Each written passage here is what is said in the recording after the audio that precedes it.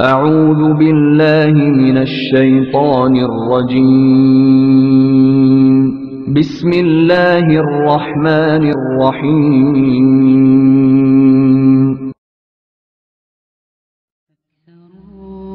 من عتابي بعد لبس الحجاب بت من قولهم في Alhamdulillahi Rabbil Alameen.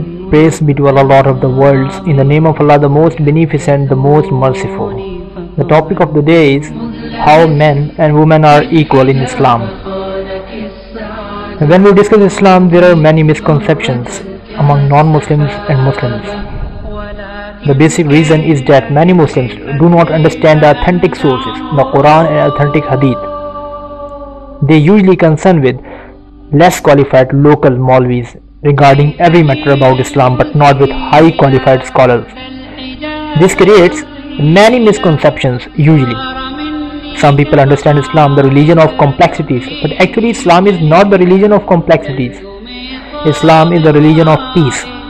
The word Islam comes from the Arabic word salam, which means peace.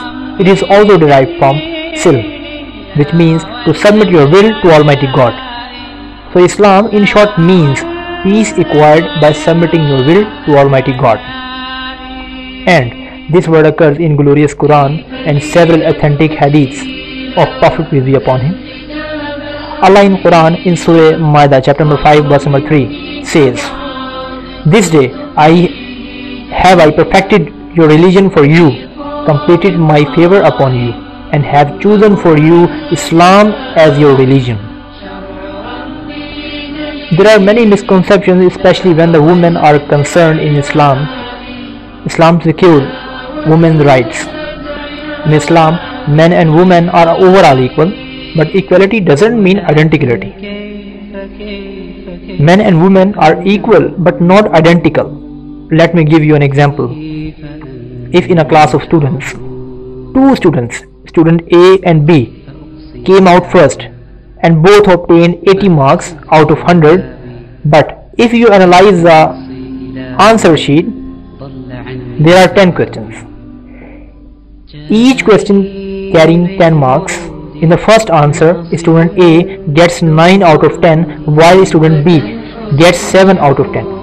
Thus, in question 1, student A has a degree of advantage than student B. In question 2, student B gets 9 out of 10, while student A gets 7 out of 10. Thus, in question 2, student B has a degree of advantage than student A.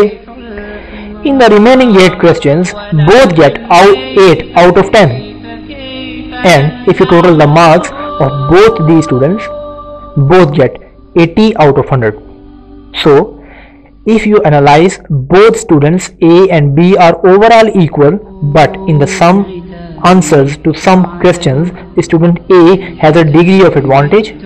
In some answers to some questions, student B has a degree of advantage, but overall both are equal. Similarly, in Islam, men and women are equal, but equality doesn't mean identicality. In some aspects, the women have a degree of advantage.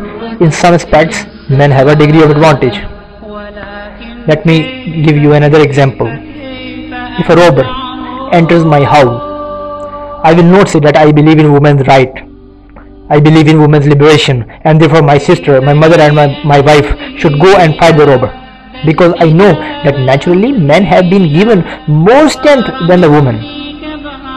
Allah in Quran in Surah Nisa chapter number 4 verse number 34 says, Allah has given men more strength than the other.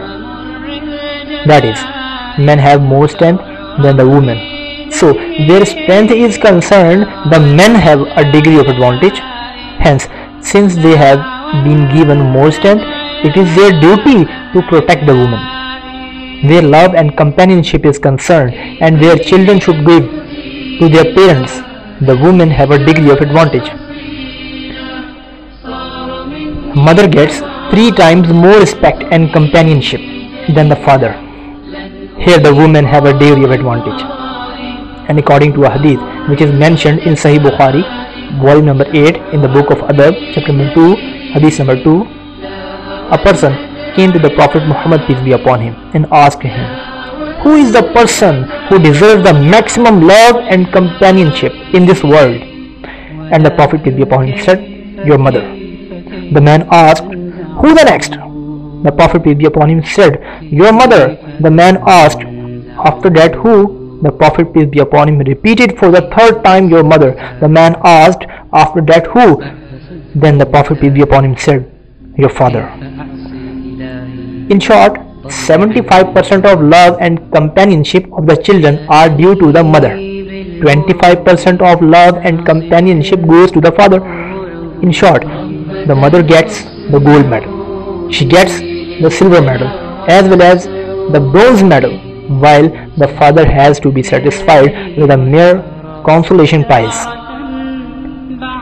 These are the teachings of Islam, where equality of men and women as regards religious obligations and retributions is concerned. In this spiritual regard, Islam makes no distinction between men and women. Both have a soul, both were created for the same purpose in life, that is to worship Lord. Both have a duty to fulfill their religious obligations. Both will be judged by the Almighty, and both will be rewarded or punished according to their individual actions. Whenever the Quran mentions those fortunate beings who will enter the gardens of bliss because of their piety and good deeds, it mentions men and women together. Allah in Surah Nisa, chapter number 4, verse number 124 says, and whoever does righteous good deeds, male or female, and is a true believer, such will enter paradise, and not the least injustice, even to the size of naqira, will be done to them. Do you know what is naqira? Naqira is a speck on the back of a date stone. In short, men and women are overall equal but not identical. Equality doesn't mean that men should adopt the dress code of women and women should adopt the dress code of men.